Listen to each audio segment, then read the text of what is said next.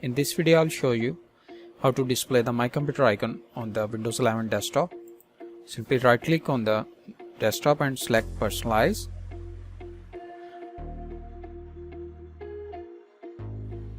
On the Personalize section, scroll down and select Themes. On the next window, scroll down and select Desktop Icon Settings. Here you need to select the icon that you want to show on the desktop. Just simply turn the checkboxes on and apply them.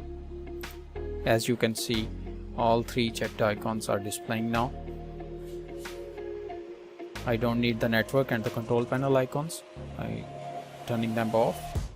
And this is how you can display the My Computer or this PC icon on the Windows 11 desktop. If you have any questions, please leave a comment below and please subscribe to my channel.